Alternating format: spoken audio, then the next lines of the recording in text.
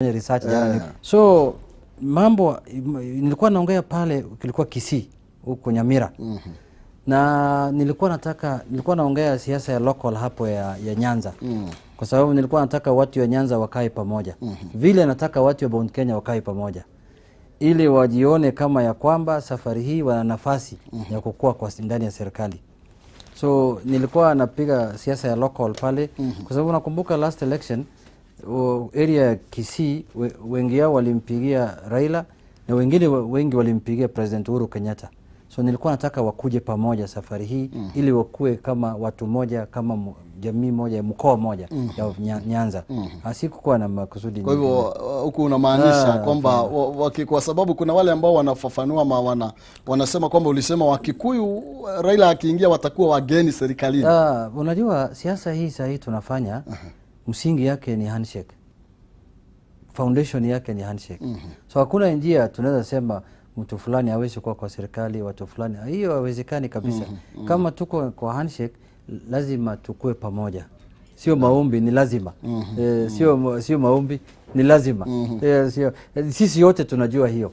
Na ni vile watu wengine, watu ya tangatanga ambayo walikosa agenda, ambayo walikosa chochote, sana walishangaa, walipata mshangao kubwa kwa ile safari yetu ambayo tulienda huko Mount Kenya, ambayo tulikaribishwa vizuri sana.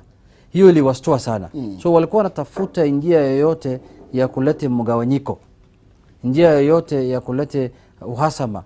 Sasa hiyo ni mtu ambaye anatafuta vitu ambaye hazina maana, hazina kini. Wacha nikukatiza kidogo tu na ili tupate kusikia maoni yao. Baadhi ya viongozi wa labda tuseme watangatanga ama upande gani, wacha tuwasikize. No, tangatanga tu. Vile ambavyo walikuwa wanasema ama vile walikujibu. Mtu mwingine ambaye akili yake ni timamu alielewa ile kitu mimi naongea juu yake.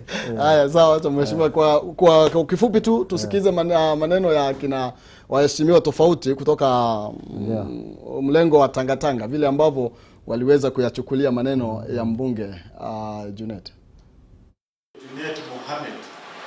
Venye aliongea hakuongea vibaya.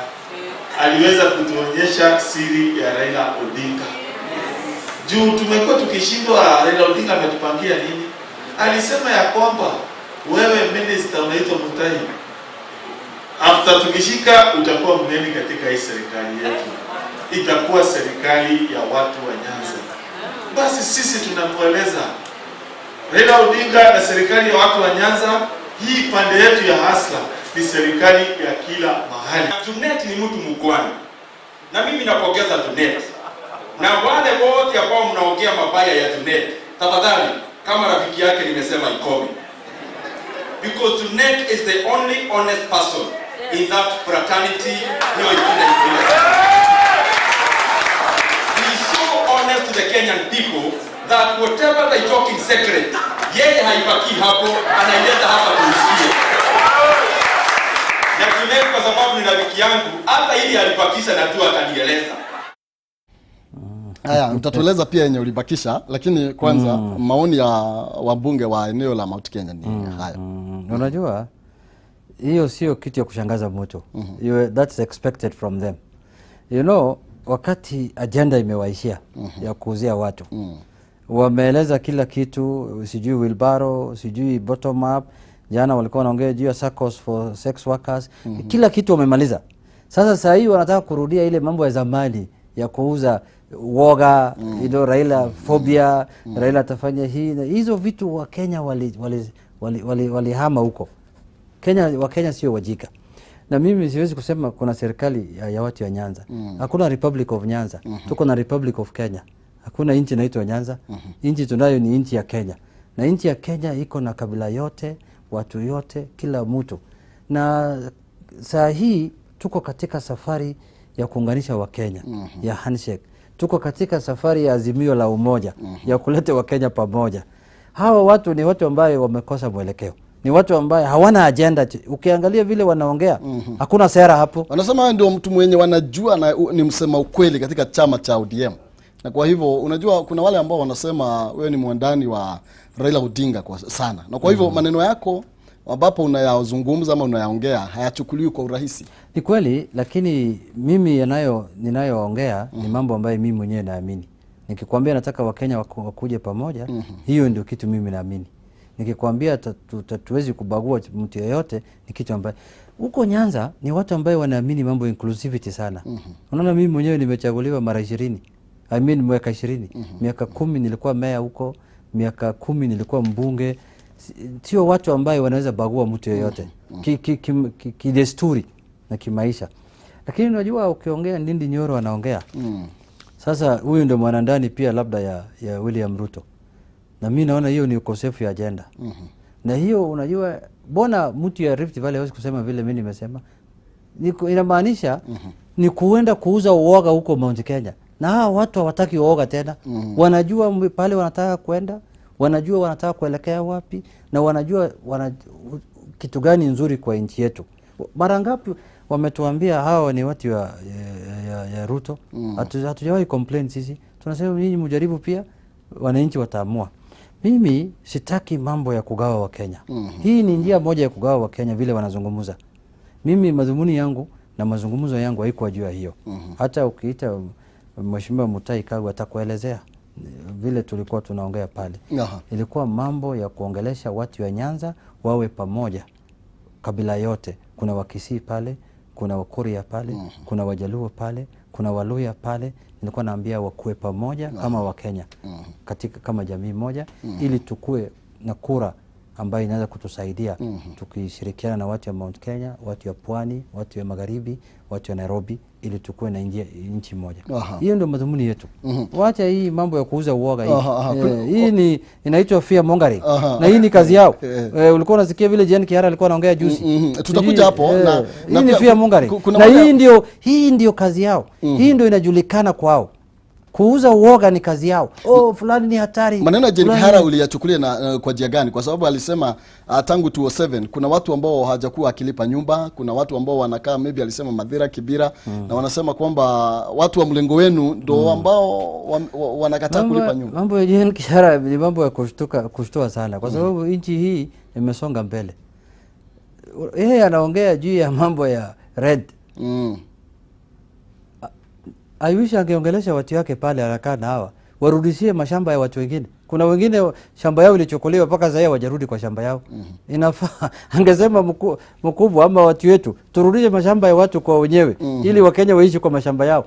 Ile tulikuwa tunasema sisi tutafanya resettlement. Kila mtu apate haki yake. Na unajua tunataka nchi ambaye Mkenya yeyote anaweza ishi popote anataka, afanye siasa popote anataka, afanye biashara popote anataka. Vile mimi nimechaguliwa huko pale ambaye sio watu wanaamini sio kwetu. Hiyo ndio nchi ambayo sisi tunataka. Na hiyo ndio nchi ambayo Raila anataka.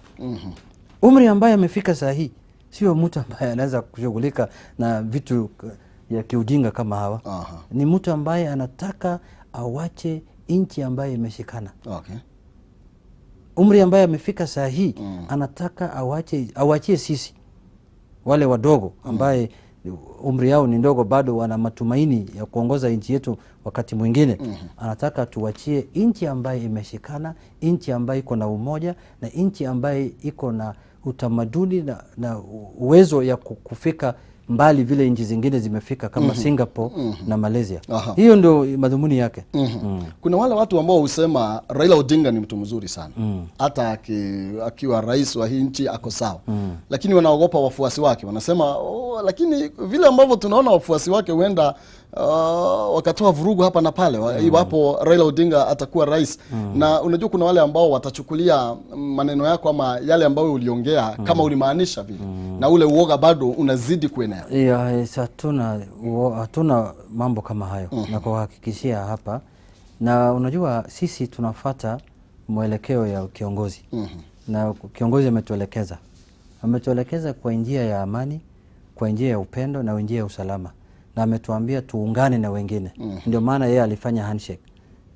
Sisi kama tuna ushawishi yeyote kubwa ambaye tunaweza mzuia yeye kwa mwelekeo ambaye anatuelekeza, tungemkataza kufanya handshake. Tungesema hakuna haja, tulishinda uchaguzi, tuendelee namna hii. Sisi tunafuata mwelekeo mema ambaye anatuelekeza. Na hakuna uoga yote hapa. Tutaendelea kwa njia ambaye vile umesema yeye ni mtu mzuri, atatuelekeza ya kushikanisha Wakenya wote. Ndio maana amelete Saa hii mambo ya azimio la umoja. Ili watu wafanye azimio ya kuungana kama Wakenya. Na wache nyuma inchi ambayo imeshikana. Hiyo utaona kifanyika. Kwa nini huwa ngumu kuunganisha hawa watu wa sasa? Tunasikia kuna Kieleweke, kuna Tangatanga, kuna ukiangalia watu wa UDA wanasema ni hali ya kuwa united. UDA wanasema hivyo. Tukija kwenu mnasema kwamba hapa ni azimio la umoja. Kwa nini huwa ngumu pia kambi hizi mbili kuafikiana kwa jambo fulani na waseme kwamba mambo ya siasa za ukabila tukome na tuanze kushikana vizuri? Unajua wakati wa Kenya walikuwa wanakuja wakati tulifanya uchaguzi tulikuwa mrengo mbili, Jubilee na NASA. Wakati wale walisimama kama rais wameungana wakasalimiana, na rais mwenyewe amesema alikuwa amehusisha kila mtu ya upande yake. Amesema aliwajulisha, aliwaeleza nataka kuleta Wakenya pamoja, na nimefikisha hiyo ujumbe kwa mpinzani wangu Raila Odinga ili tukuje pamoja. Wengine walikataa. Wengine walisema hawataki hiyo ushirikiano na umoja ya Wakenya. Sasa huwezi kulazimisha punda kunywa maji. Unaweza peleka itu mtoni, lakini huwezi weka mdomo yake ndani ya maji ya kunywa. Kama mtu hataki amani, hataki ushirikiano, hataki watu wa Kenya waungane, sasa utafanya namna gani? Si utamwacha tu. Hiyo ndio mambo ya Tangatanga. Mrengo Tangatanga, hiyo ndio hawataki Wakenya wakuje pamoja. Kwa sababu kiongozi wao wa chama chao cha Jubilee aliwaeleza, alisema nataka kuleta Wakenya pamoja. Na walikataa. So mimi siwezi kulaumu rais. Alifanya kila uwezekanavyo ili aunganishe Wakenya. Ndio maana alifika hata ili kama upande yetu ambaye tulikuwa tunabishana na yeye kwa uchaguzi. Na sisi tukakubali rai yake. Tulisema rais kama anasema tuungane kwa sababu nchi ni moja. Hakuna nchi mbili. Na kwa maoni yako ushirika huo kati ya Raila Odinga ambao ni kiongozi wa chama ama ni kiongozi wako na Rais Uhuru Kenyatta, kwa maoni yako ushirika huu una manufaa gani kwa Wakenya? Ushirika hii ina manufaa kubwa sana katika nchi yetu ya Kenya. Wewe unakumbuka vile nchi yetu ilikuwa wakati ya uchaguzi na watu wakaungana, na umeona maendeleo ambaye rais amefanya kwa hii mwaka 5 kwa sababu ya hii ushirikiano mema. Hata mimi mwenyewe constituency yangu lami ya kwanza ilijengwa. Kabla hiyo hakuna mtu alikuwa anazuru sisi kama serikali. Maendeleo imefanyika Kenya nzima. Angalia ile barabara zinajengwa huko Mount Kenya, Mau Mau roads, na stima na nini inafanyika pia huko upande wetu pia. Kenya mzima nakwambia. Hapa Nairobi umeona vile anajenga expressway, sijui nini. Ili rais afanye maendeleo alikuwa amejua kama kiongozi ya nchi yetu anahitaji usalama, anahitaji muungano ya wananchi, anahitaji unity in English, what is called unity, so that he gets time to do his work.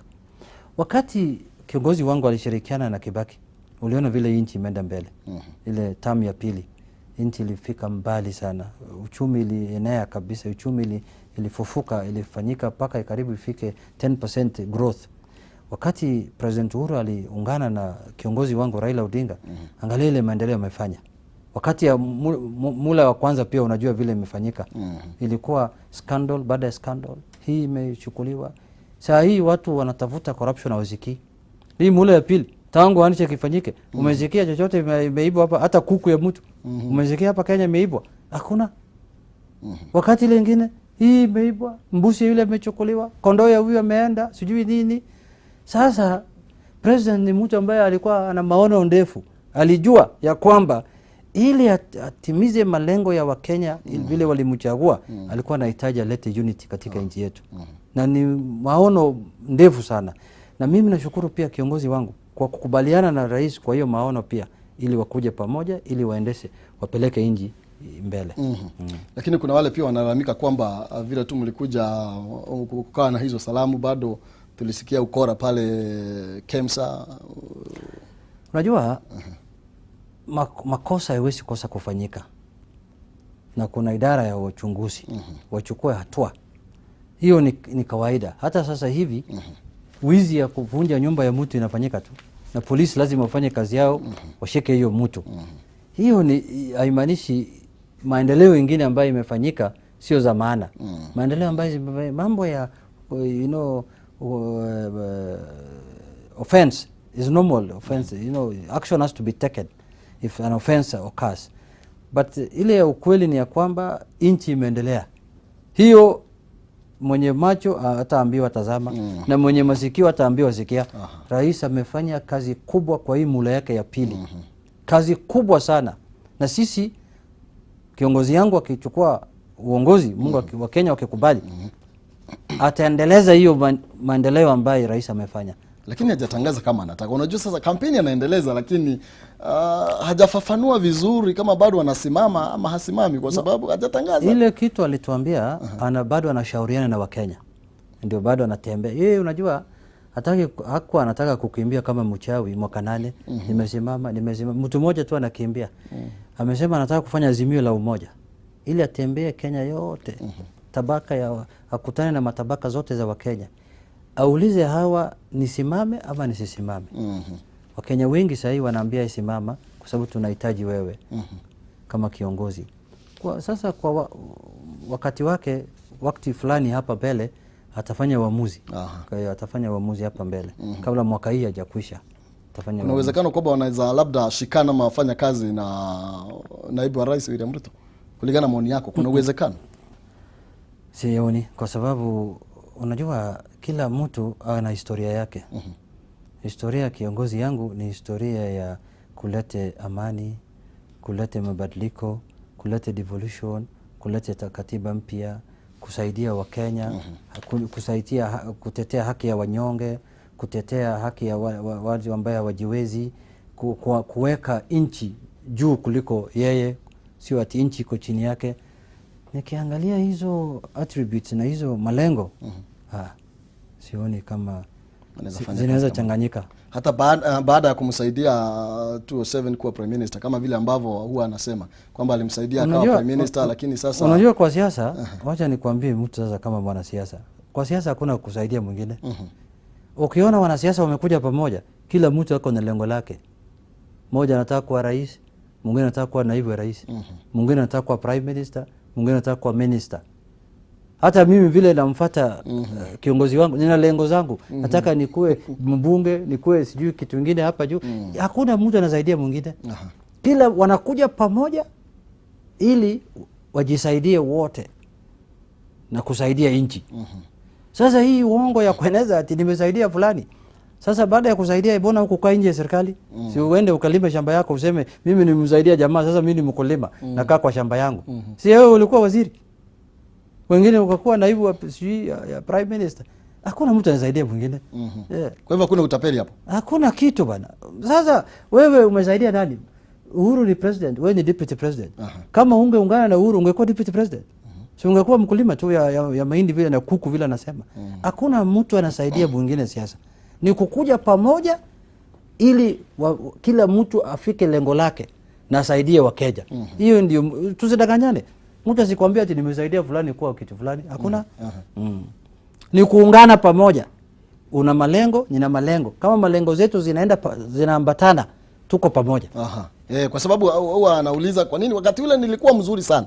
Wakati ule mlikuwa mnasema mimi nimepita, integrity niko sawa. Lakini kwa sasa mnasema sijui ni mkora, sijui ni mwizi. Kwa nini hamkulalamika wakati ule? Ndivyo anauliza. Labda wakati hilo madhambi zilikuwa chini. Sasa madhambi zimeenda juu zaidi. Unajua binadamu anafanya madhambi kuelekea vile anakuwa mzee. Ile madhambi ulikuwa unafanya ukiwa mtoto sio the same hii madhambi unafanya ukiwa miaka 60. Unaona? Sasa labda sasa hii madhambi ni mingi. Kulingana nawe unaonaje? Madhambi mingi sana. Kusaidia mama mboga ni dhambi kweli?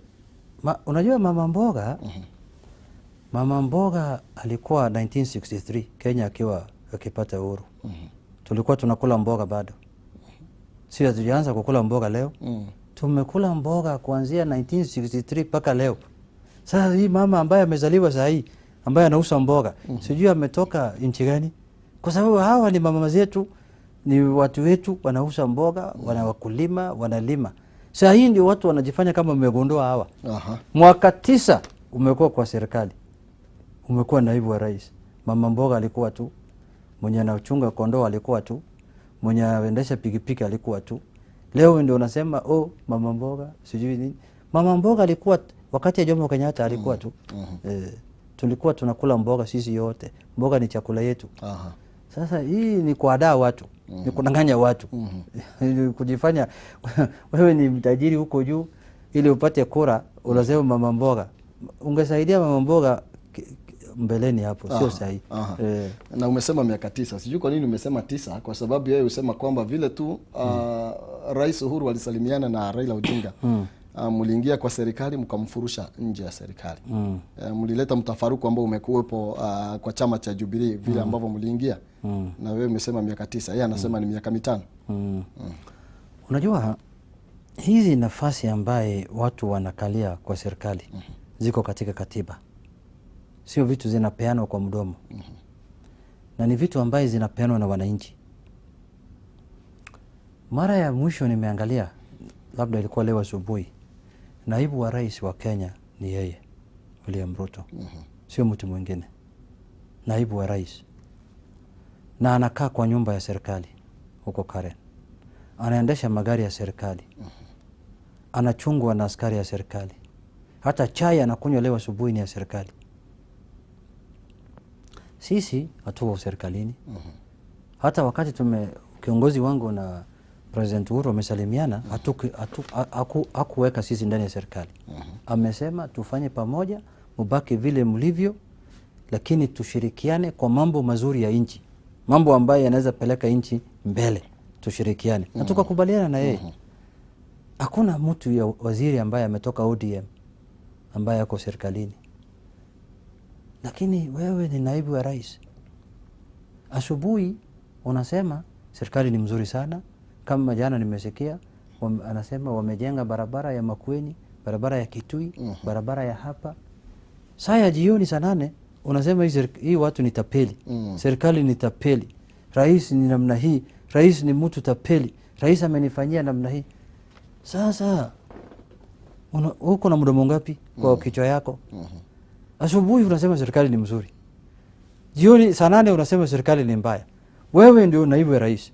Wewe ndio unakaa kwa nyumba ya naibu wa rais. Wewe ndio unaendeshwa na gari ya naibu wa rais. Wewe ndio unakaa kikao kuu ya serikali inaitwa National Security Council. Unakaa bado ndani ya cabinet. Wewe bado una attend cabinet meetings. Unakaa hapo, picha yako inaonekana wazi. Sijawahi kuona Raila ama watu ya opposition kama wanakaa kwa cabinet. Wewe ndio tena unatusi hiyo serikali ambayo unakaa ndani. Unataka kuniambia wewe unaweza ngoza Kenya namna hiyo?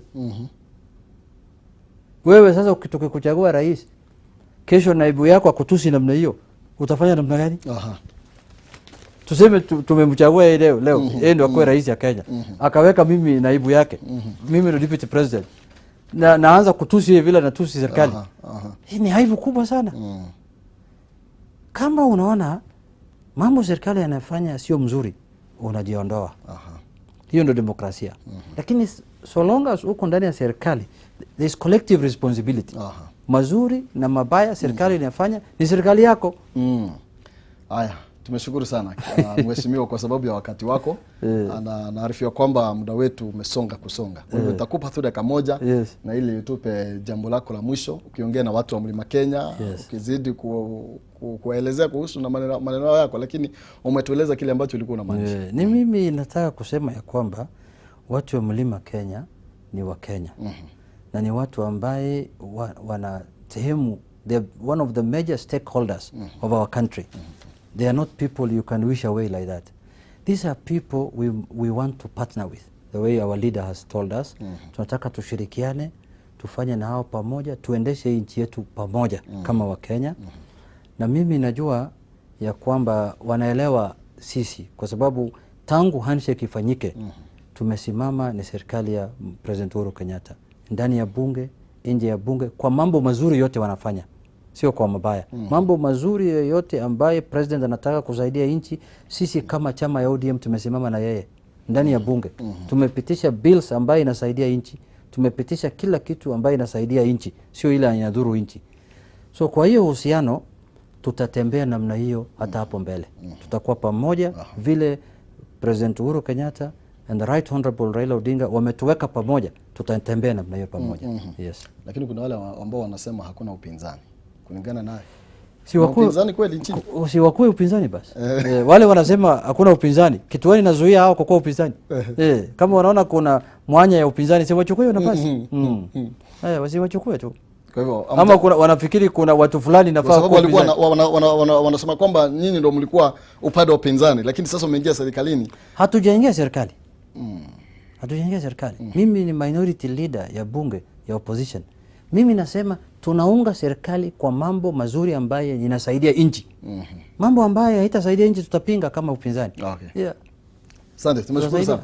Wakati wako na tutazidi kuzungumza. Najua kwamba tukikuita wakati mwingine tutajaribu kufika mapema ndio tupate nafasi nzuri. Nitarudi. Nitarudi kabisa. Nitarudi tuongee na Wakenya. Kwenda kule basi salimia watu wa kule Suna East. Asante sana ndugu yangu. Asante kabisa.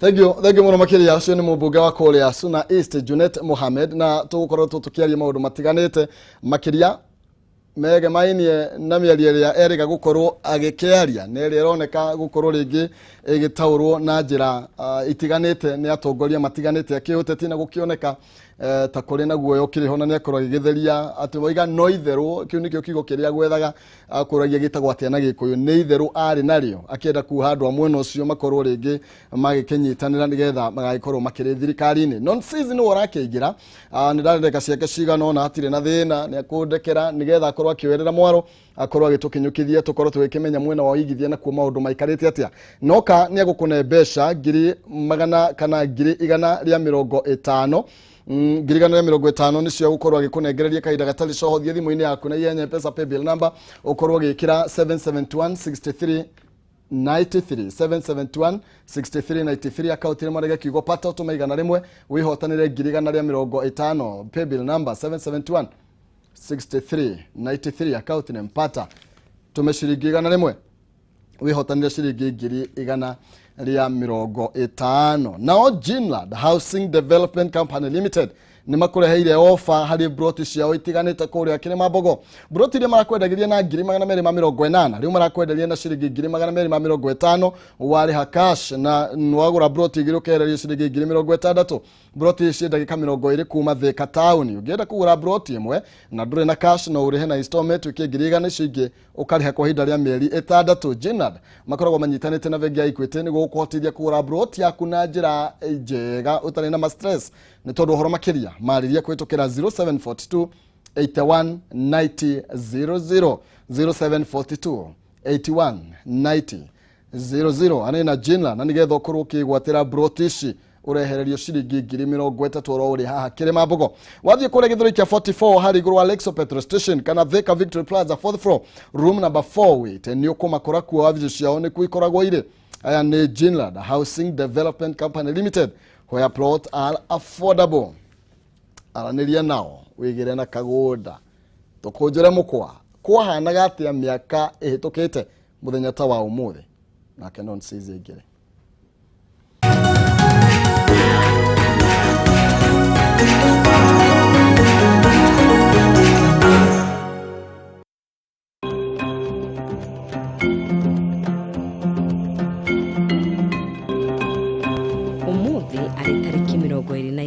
wa keri mweri wa Mwania thenge nituikie maitho na hau kabere turore maria mahanikire muthenya ta wa umuthi mwaka-ini wa 1863 bodi iria ya tene muno ya mubira wa maguru niyo yoikaine ta FA ikiumbwo mwena wa London bodi ino yathondekirwo ya kunyabara mawatho ma mubira mwaka-ini wa 1947 muthenya ta uyu muteti wigatu wa kiama kia the Democrat Hillary Rodham Clinton na uria wari first lady wa itena ria 44 hindi ya wathani wa Bill Clinton agiciarwo mwena wa Chicago, Illinois.